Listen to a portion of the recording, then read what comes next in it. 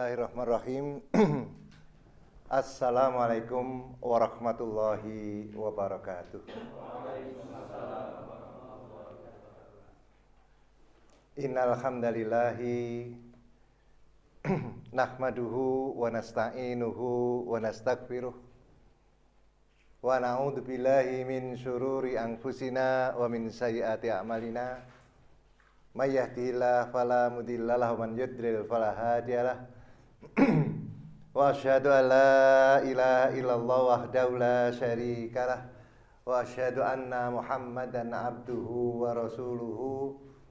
Allahumma sholli ala Muhammad wa ala ali Muhammad wa sallim wa radhiyallahu ta'ala an kulli sahabati Rasulillah ajmain. Amma ba'du fa ya ibadallah usikum wa iyaya nafsi bitaqwallah faqad fazal muttaqun. Wa qala ta'ala ya ayyuhalladzina amanu taqullaha haqqa tuqatih wa la tamutunna illa wa antum muslimun. Ya ayyuhalladzina amanu taqullaha wa qulu qawlan sadida yuslih lakum a'malakum wa yaghfir lakum dzunubakum. Wa may yuti'illaha wa rasulahu faqad faza fawzan 'azima. Alhamdulillah, kita panjatkan puji syukur kita kepada Allah Subhanahu wa taala, di mana dengan takdir Allah Subhanahu wa taala pada siang ini kita berada di majelis ini, baik ikhwan ataupun akhwat, yang mudah-mudahan juga ditakdirkan kita memahami apa yang Allah kehendaki untuk kita semuanya. Ini yang kita harapkan, bahwa kita ini hidup ini semuanya adalah dikarenakan ketetapan dari Allah Subhanahu wa taala. Maka apapun yang menimpa kita, kita kembalikan kepada Allah Subhanahu wa taala. Kita tidak suudzon kepada Allah taala, tapi tetap husnudzon. Ustadz kita mungkin dalam posisi yang seperti ini banyak yang meninggal dunia, dan itu pun tidak lepas daripada takdir dan ketetapan Allah Subhanahu wa taala. Agar kita ini mampu untuk menjadi pengganti daripada ustadz yang meninggal dunia itu. Meskipun mungkin tadi pembukaannya bahwa kawan-kawan ini yang ada di depan kami ini adalah yang pondok hanya beberapa orang saja, katanya begitu. Tetapi bukan menjadi masalah. Kalau seandainya Allah Subhanahu wa taala menghendaki sesuatu, maka yang tidak dari pondok pun mungkin bisa melebihi daripada yang dari pondok. Ini kita harus betul-betul mempunyai keyakinan seperti itu. Ya, yang pertama kali ini tadi sebetulnya saya ini datang ke sini atas ajaan Ustadz Agus. Jadi saya itu nderek ke Ustadz Agus ke sini, kok saya dulu yang disuruh ngisi gitu ya. Kan mestinya wong nderek ke Ustadz, kok malah aku yang disuruh ngisi dulu, kan ngelancangi gitu ya. Meskipun saya lebih tua dari Ustadz Agus, tapi saya di dalam Dewan Dakwah, saya ini termasuk anggota yang membantu beliaunya. Beliau bagian pengkaderan, lah saya dibagi tugas untuk menjadi bagian pembinaan dalaman, bukan keluar. Ini kan sudah keluar berarti. Sedangkan saya ini membina mahasiswa-mahasiswa, kemudian membina para kawan-kawan pengurus di dalam masalah bagaimana sebagai seorang dai mestinya harus mempunyai sifat dai-nya. Lah saya dimaksudkan untuk supaya cobalah dibina itu kawan-kawan itu, supaya sebagai pengemban dakwah harus mempunyai mentalitas dai yang sebenarnya. Maka kalau tadi di mukadimah dengan berbagai macam dengan keadaan di mana pendidikan sekarang kok lebih menyingkirkan Islam gitu ya. Dan kita harapkan pendidikan yang seperti itu tidak laku nanti. Jadi pendidikan seperti itu tidak laku dan orang-orang pergi mencari pendidikan yang sebenarnya. Pendidikan yang sebenarnya itu yang dibangun oleh masyarakat. Kalau masyarakatnya Islam, otomatis inginnya pendidikan Islam. Bagaimana kalau saya masyarakat Islam kemudian pendidikan Islam tidak ada? Oleh karena itu kita mengharapkan sangat dia boleh menetapkan seperti itu. Karena merupakan pemerintah ya, artinya yang bisa memerintah. Tetapi kita tetap menolak dengan apa yang ditetapkan. Islam disingkirkan itu kita tidak mau mengikutinya. Terutama kita-kita yang ada di gunung-gunung seperti ini gitu ya. Ya tetap Islam harus ditanamkan, dididikkan kepada anak-anak kita. Dan kemudian Allah Subhanahu wa taala memberikan tempat kita seperti ini, tempat pendidikan Islam nih ya. Yang kita khawatirkan anak-anak kita Pak, kalau di rumah memangnya kadang-kadang antara ayah dengan anak berebut masalah HP. Tapi kalau orang itu di pondok enggak mungkin, karena apa? Pondok enggak boleh bawa HP. Jadi pengaruh-pengaruh negatif daripada HP itu tidak sampai kepada pondok-pondok yang kita ada di bawahnya itu. Nah, untuk itu mari kita memulai kajian ini dengan melihat kepada suratnya, surat Ali Imran ya. Ya. Saya karena belum penghafal Al-Qur'an yang baik, maka saya terpaksa melihat dulu kepada catatan yang ada di sini. Ini adalah apa namanya? Al-Qur'an ya.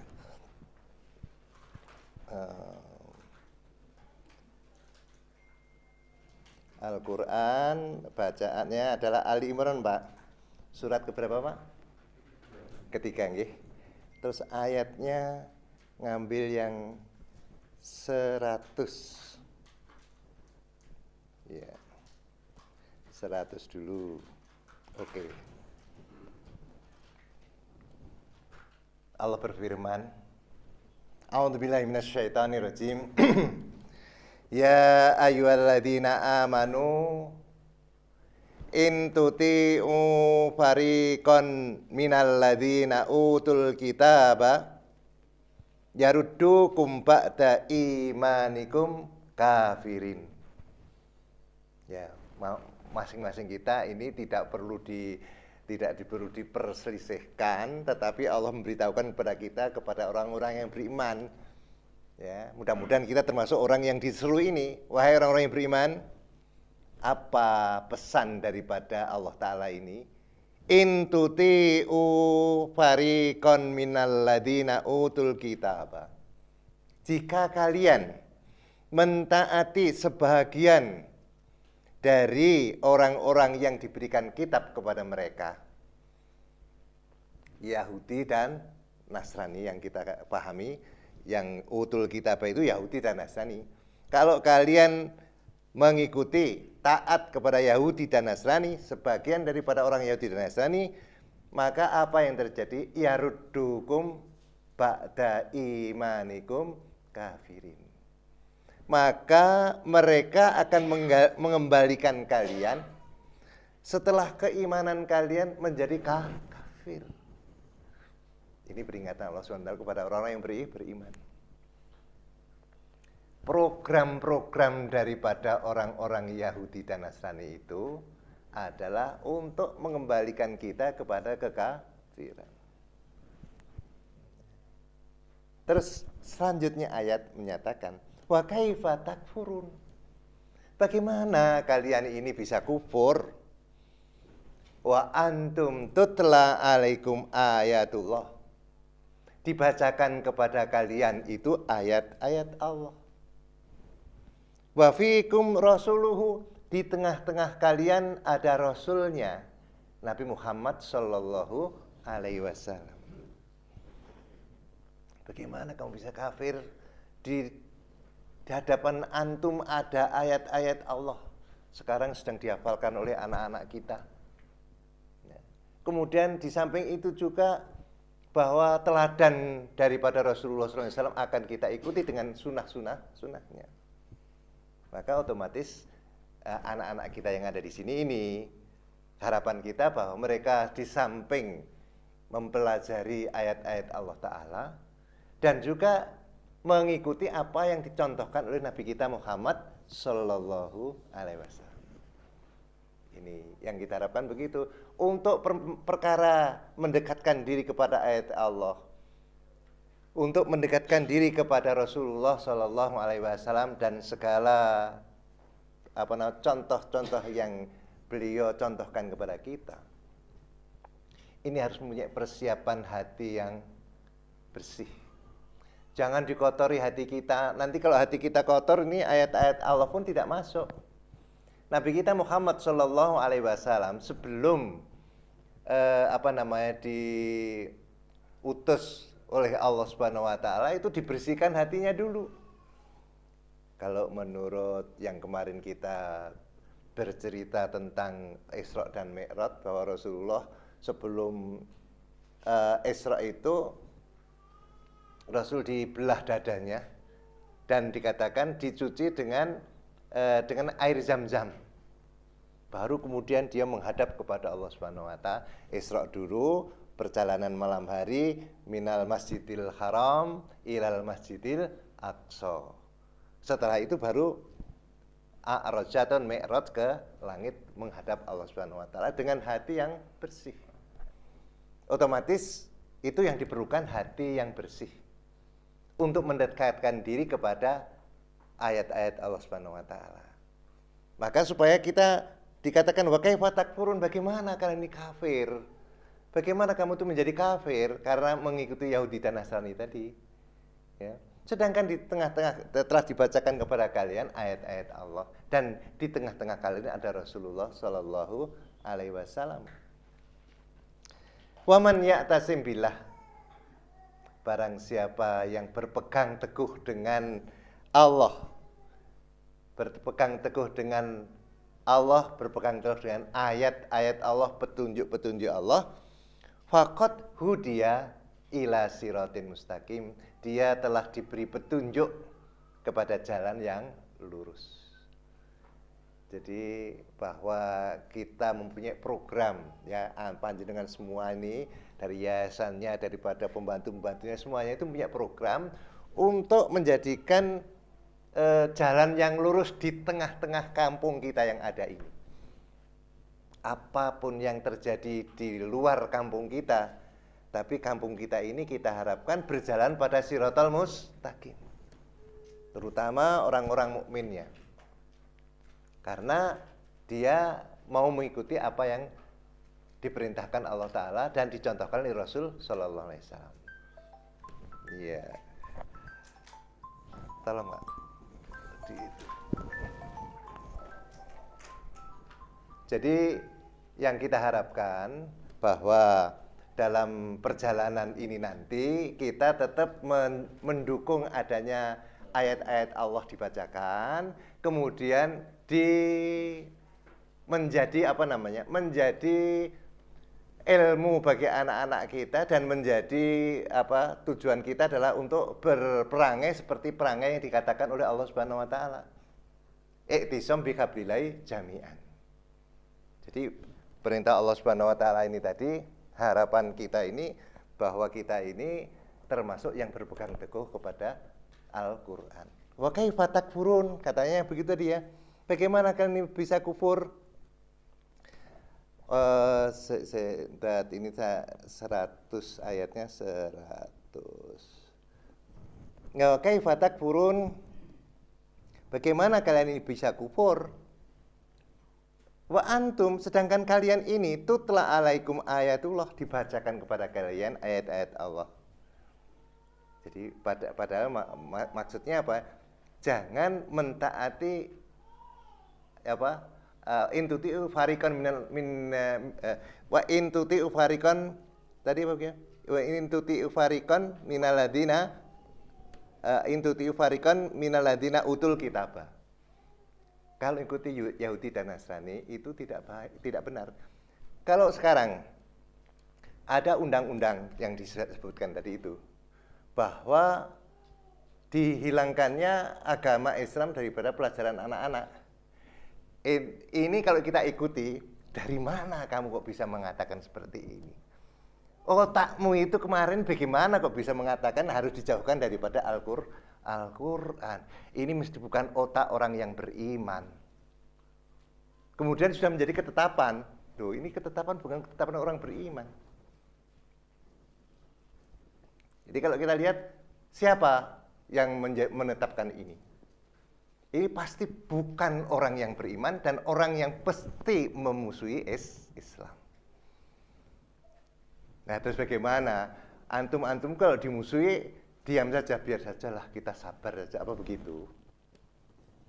Ini loh ya, ini anggota pengajian yang masih muda-muda begini ini, apakah Anda ingin seperti yang terjadi di Turkestan Timur?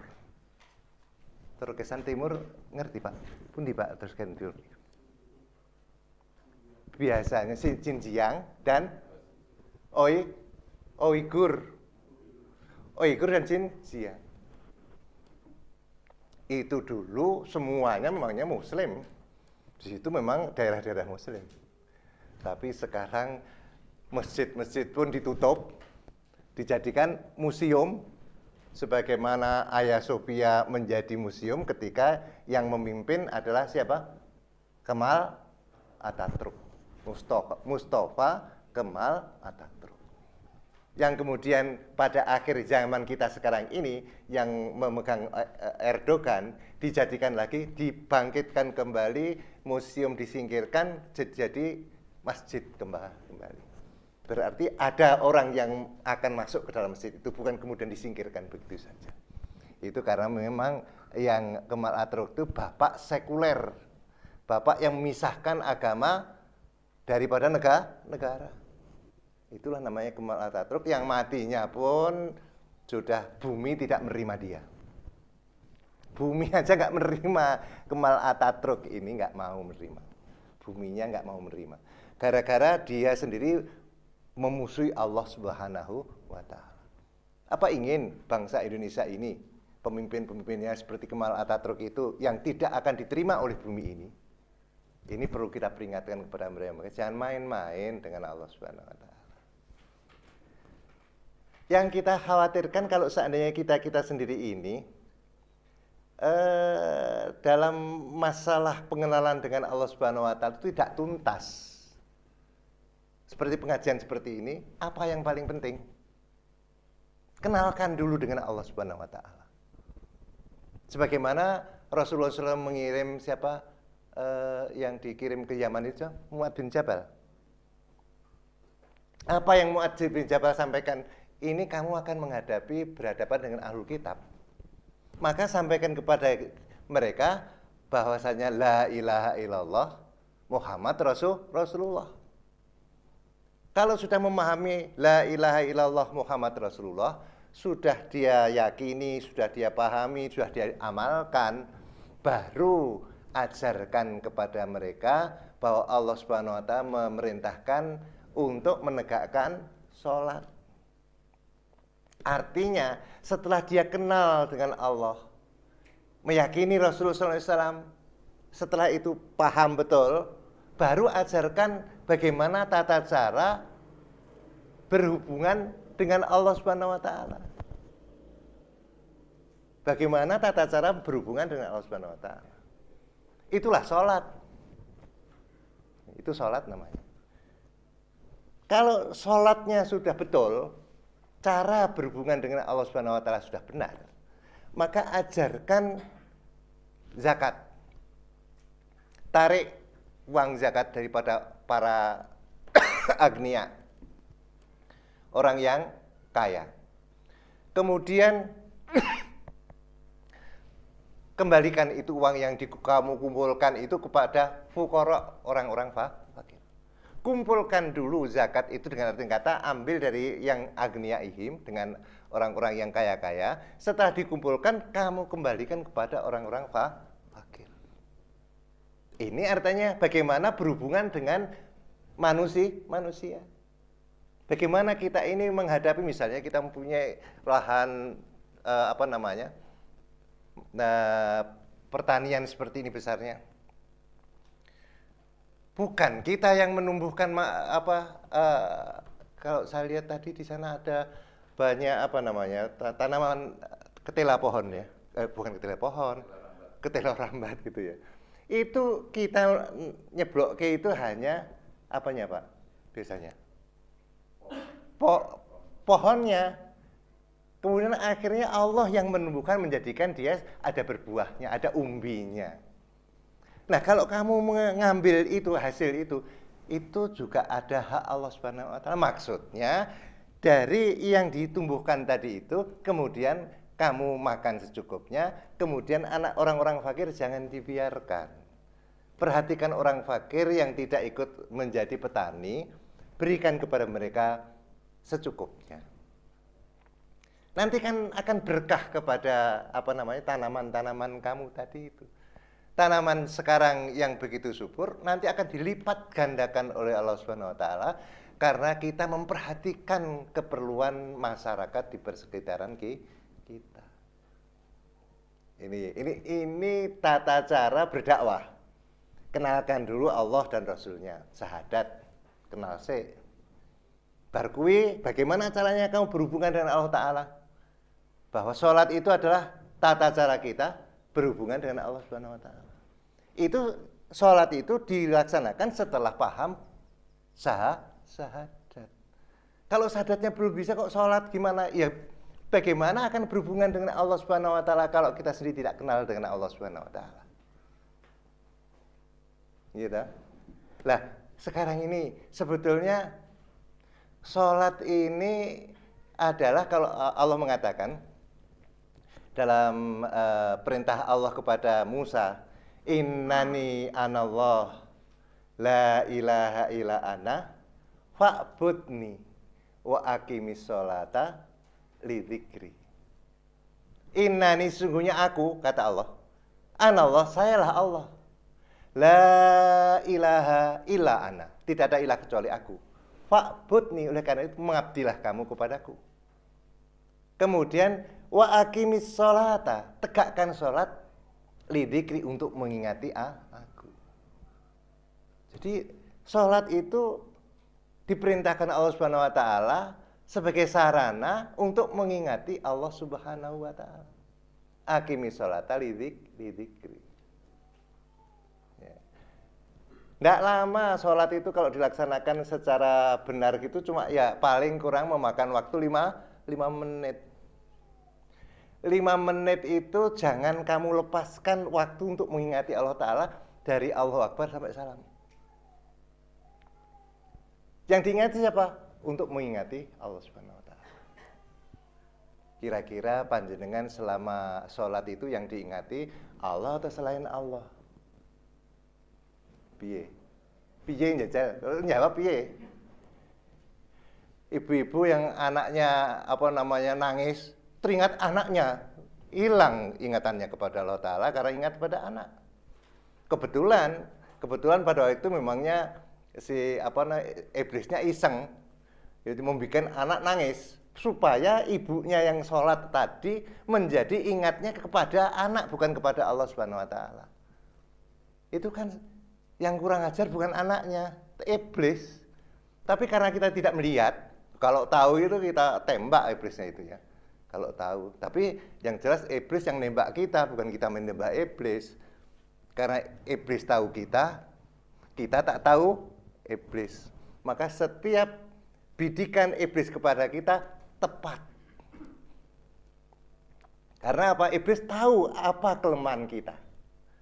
Sehingga dengan begitu mudah dia menghancurkan kita untuk supaya kita tidak teringat kepada Allah Ta'ala, ya. Wala tajidu aktsarahum syakirin, kamu akan mendapati wahai Allah kebanyakan anak Adam ini nanti tidak bersyukur kepada Engkau. Tidak bersyukur artinya apa? Kufur. Ini tadi makanya kenapa kita sholat kita ini kok isinya malah yang nampak itu bukannya Allah Ta'ala tapi selain Allah Ta'ala. Kalau selain Allah Ta'ala yang nampak dalam sholat berarti kita memberikan tandingan kepada Allah. Wala taj'alu lillahi andadan. Jangan kamu Jadikan Allah itu ada tandingan-tandingan wa antum ta'lamun, sedangkan kamu tahu. Tidak boleh diduakan Allah Ta'ala itu. Kalau sudah waktu sholat ya Allah lah yang nampak. Tapi nyatanya tidak begitu. Allah mengatakan wala taj'al andatan, akhirnya andatnya banyak malahan. Ya, yang terutama yang menjadi andat itu kadang-kadang orang tua. Kalau sebagai anak ya, ingatannya wong tua. Ingatannya ibunya. Nanti kalau sudah anak-anak muda, yang diingati siapa? Bukan orang tua lagi. Kalau bapak ibu kadang-kadang malah menjadi masalah kok ya di rumah. Nah, kemudian yang diingati siapa? Anak-anak muda yang diingati siapa? Loh, ya ta? Kawanmu yang ada di HP itu loh. Ya ta kan pernah chattingan itu ta.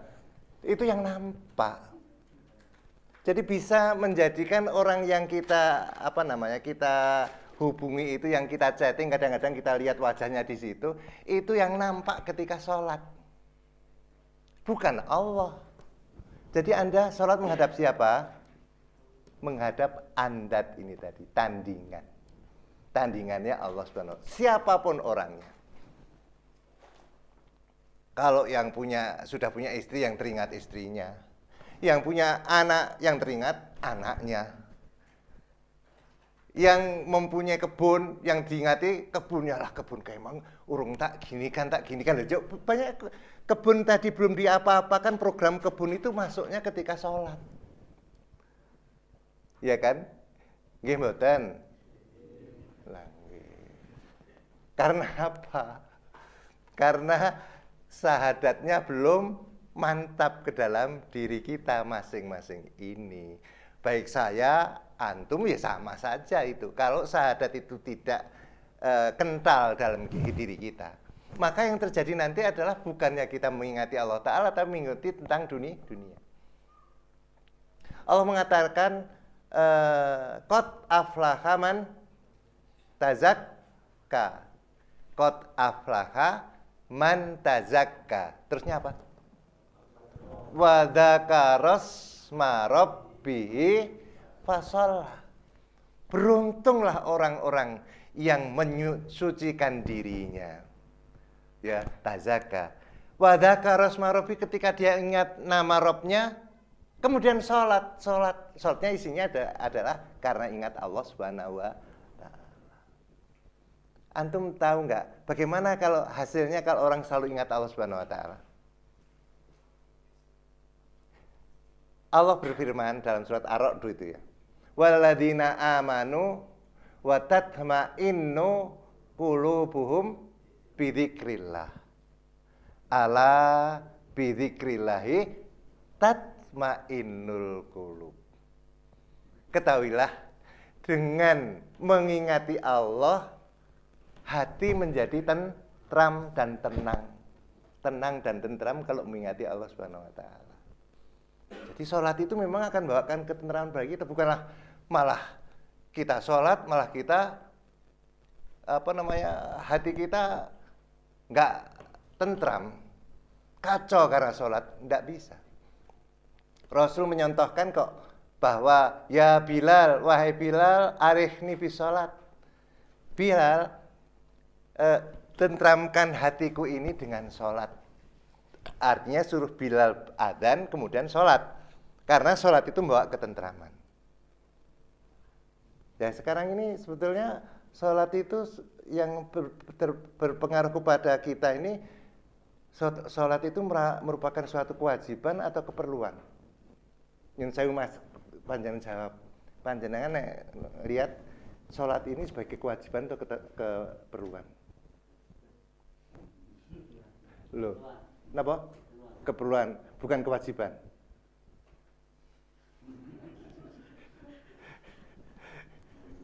Iya. Nek panjenengan Pak, sampingnya Mas? Keperluan ya. Yang sana? Oh, dua-duanya. Kewajiban dan keperluan. Iya, iya. Kalau melihat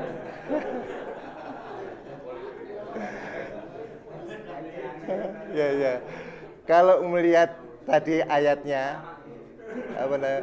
Ala bidzikrillahi tatmainnul qulub. Ketahuilah dengan mengingati Allah hati menjadi tentram.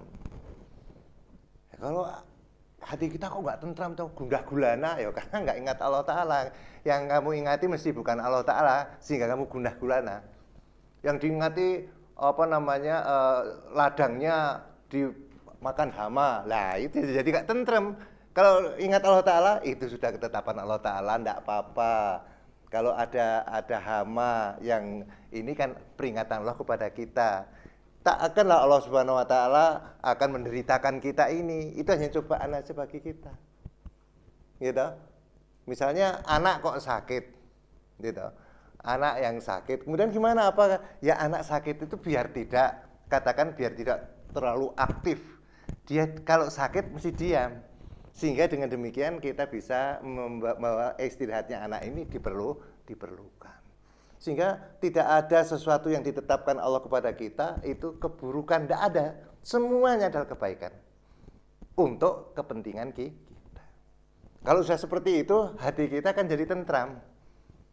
Ketika kita menerima cobaan, kita bersabar. Sabarlah, memang itu dari Allah Ta'ala. Ketika kita mendapatkan kegembiraan, kita tidak terlalu harus bersyukur. Ini memangnya sikapnya orang mukmin itu seperti itu. Kalau menerima cobaan bersabar. Kalau mendapatkan kesenangan, dia bersyukur. Kalau Anda belum seperti itu, berarti mukminnya masih ditanyakan, masih mukminan, belum mukmin sebenarnya. Gitu ya. Anaknya kur ngeluh tok. Oh, kok ngeluh tok piye tok? Ini kan hatinya tidak tenang, berarti tidak tentram hati. Maka kita lanjutkan dulu ya dengan apa yang kita baca tadi itu. Apa perintah Allah Subhanahu Wa Ta'ala. Pak, tadi ayat apa Pak tadi yang kita? Ali Imran ayat 101, 102 gitu ya. Sekarang yang selanjutnya Pak. Kalau 100 sudah, 101, 102. Tadi yang saya juga sebagai pembukaan, biasanya dari mana-mana kita menyatakan, ya ayyuhalladzina amanu ittaqullaha haqqa tuqatih. Yang dipanggil orang beriman lagi, hendaklah kalian bertakwa kepada Allah, menjaga diri, ya, supaya Allah tetap menghitung kita ini sebagai hambanya yang baik. Ittaqullaha haqqa tuqatih, dengan sebenar-benarnya takwa. Terus pesannya Allah, wala tamutunna illa wa antum muslimun. Jangan kamu mati. Kan banyak orang mati tahu ini. Kita kapan mati kapan? Orang tahu. Saya sudah umur 7 berapa saya Pak? Saya ini 60. Saya itu 69 Pak. Urung mati-mati. Nah, itu ya. Sedangkan yang muda-muda seperti Ustadz siapa? Ustadz Muin sudah meninggal dunia. Yang dari Ulul Albab itu kemarin Ustadz siapa? Ustadz Soimin meninggal dunia. Kemudian saya masih menunggu kapan, tidak tahu lagi. Lah apa sudah siap mati, siap atau tak siap tetap akan mati datang dan menjemput kamu. Ya dah. Jangan kemudian merasakan akan hidup 1000 tahun lagi, tidak mungkin bagi kita. Rasul menyatakan umurnya seumuran Rasul berapa? 63 tahun. Saya sudah mendapatkan bonus sekitar 5-6 tahun.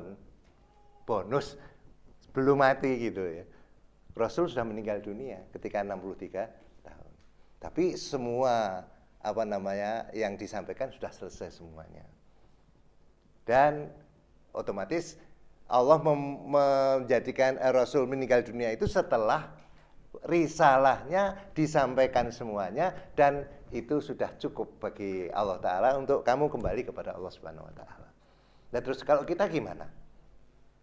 Itu risalahnya Rasulullah untuk menyampaikan risalahnya. Nah ini tadi, kalau memang mati, matilah tapi jangan kamu mati. Illa wa antum muslimun, kecuali antum muslimun. Ini tadi kan yang disebut orang-orang yang beriman toh. Mukminun, mukminun kalau beriman itu mukminun. Tetapi orang-orang mukmin jangan kamu mati kecuali kamu muslim. Muslim itu berserah pasrah kepada Allah Subhanahu wa taala, melaksanakan perintah-perintahnya, menjauhi larangan-larangannya, itulah namanya takwa. Jadi kamu bertakwa betul. Ittaqullaha haqqa tuqatih. Ya. Wa inna khairaz zadi takwa, sebaik-baik zat, sebaik-baik bekal adalah takwa. Ini maka dikatakan sih ya ayyuhallazina amanu ittaqullaha haqqa tuqatih wa la tamutunna illa wa antum muslimun. Selanjutnya kita tidak berlama-lama di situ. Wa'tasimu bihablillahi jami'an. Iktisam, berpegang teguh. Berpegang teguhlah kalian bihablillah, dengan tali Allah, jami'an, semuanya. Semua-muanya berpegang teguh, sama-sama berpegang teguh dengan tali Allah, hablullah. Wala tafarraqu, jangan kamu lepaskan. Kalau itu ada hablullah, kita sama-sama megang dan kita tidak melepaskan, pasti kita akan menjadi satu. Karena apa? Berpegang teguh kepada hablullah. Wala tafarraqu, jangan kamu berpecah belah. Jadi bagaimana kalau sebagai seorang yang katakanlah di sini ada anggota yayasan, artinya pimpinan yayasan. Dalam upaya kita menyelesaikan permasalahan ini, Allah mengatakan semua berpegang pada pegangan yang benar sehingga tidak berpecah belah. Kalau pegangannya berbeda-beda, yang satu maunya sekuler, yang satu maunya Islam, ketemu enggak? Ya enggak ketemu. Yang satunya menjauhi agama, yang satunya berpegang pada agama, enggak mungkin. Maka harus berpegang satu pegangannya. Apa pegangannya? Hablullah. Wa'tasimu bihablillahi jami'an wala tafarraqu, jangan kamu berpecah belah. Wadhkuru, ingatlah kalian nikmatallahi alaikum, nikmat Allah yang dilimpahkan kepada kalian. Apa dia? Idh kuntum a'dan, dulu sebelum ini kamu saling bermusuh-musuhan. Fa'allafa baina qulubikum, Allah mentaklif, Allah menyatu padukan hati-hati kalian. Fa'asbahtum, kemudian kalian setelah berpadu hati tadi itu binikmatihi, dengan nikmat Allah, ikhwanan, menjadi sesama, menjadi ukhuwah atau bersaudara, menjadi bersaudara. Karena dipadukan hati kita oleh Allah Subhanahu wa taala. Dengan perpaduan, perpaduan yang dipadukan Allah taala tadi itu menjadi nikmat. Panjenengan sebetulnya enak yang mana toh? Enak yang berpecah atau enak yang bertengkar, berpecah belah? Enak yang mana? Baik suami istri, ya, suami itu kan bersatu loh. Kalau bersatu enak enggak? Wene engko padudon antara ibu dan suami dan istri, enak enggak? Arep ngomong pegah, kita ngomongnya pegah. Serasa ngomong, nangke wae, ya ora enak. Kalau sudah adanya suatu perpecahan itu tidak enak. Maka kalau kita satu padu itu akan menimbul. Itulah nikmat. Ya. Nikmat. Jadi katakan wa kuntum ala safa khufratin minan nar. Ketika itu Allah kalian berada pada tepian jurang api neraka, fa anqadhakum minha. Allah menyelamatkan kamu dari posisi kamu di tepian jurang api neraka. Karena Allah menyatu padukan hati tadi itu, dijadikan satu, akhirnya dientaskan kita dari tepian jurang api neraka. Ingat, kalau terjadi perpecahan antara kita, kalau ada perpecahan antara suami dan istri, berarti di ambang pintu neraka. Nggak enak, ya nggak enak. Kehidupan tidak enak kalau sudah seperti itu. Tapi kita harus mewujudkan kenikmatan. Nikmat Allah ketika kita menjadi disatu padukan oleh Allah Subhanahu wa taala. Nah, apalagi kalau sudah namanya dalam kerangka dakwah seperti ini, kalau kita satu padu, itu enak. Kalau kita tidak iri-irian antara satu dan yang lainnya, tidak mengirikan masalah pekerjaan, begitu ada pekerjaan kita alhamdulillah ada pekerjaan, kita mendapatkan pahala dari Allah Subhanahu wa taala, kita anggap semuanya seperti itu, maka akan menjadi enak dalam kehidupan ini. Itu nikmat Allah ada pada kita. Kira-kira nanti bisa nggak mewujudkan ayat-ayat ini yang saya sampaikan ini dari 100 sampai 103 ya ini tadi ya. Di pondok ini bisa nggak kira-kira? Timbulnya ukhuwah karena persamaan iktisam bihablillahi jami'an. Kalau tadi dikatakan apa namanya kita punya kumpulan ini 3 bulan nggak bertemu nggih. Kalau saya dulu sistem saya kan pertemuan itu tidak sebulan sekali Pak. Pertemuan itu setiap minggu sekali mesti ketemu. Kalau nggak ketemu seminggu sekali itu rasanya kayaknya hidup sendiri-sendiri. Ini bersama. Meskipun mungkin satu kelompok saya itu hanya 10 orang. Tetapi setiap minggu mesti ketemu. Saling bertemu, kemudian membicarakan permasalahan-permasalahan agama, meningkatkan kemampuan kita beragama, dan akhirnya kita melaksanakan agama itu di dalam kita bersama-sama bersepuluh tadi itu. Sehingga akhirnya 10 orang itu menjadi merupakan suatu pertemuan yang seakan-akan saudara sendiri. Setiap minggu sekali. Bukan membicarakan masalah pekerjaan, kalau pekerjaan nanti lain lagi. Ini bukan masalah pekerjaan, tapi masalah untuk pembinaan jiwa kita agar terjadi persatuan antar sesama kita. Ya kalau misalnya ada yayasan itu jumlahnya berapa orang? 10 orang. Ya 10 orang itu harus kumpul bukan membicarakan yayasan dulu, tapi membicarakan permasalahan peningkatan diri kita masing-masing untuk urusan-urusan bagaimana menegakkan din ini. Nanti kalau kita bisa saeko prapti gitu ya, artinya bersatu padu, maka insya Allah dengan begitu nanti kita akan menjadi ringan dalam mengerjakan segala sesuatu.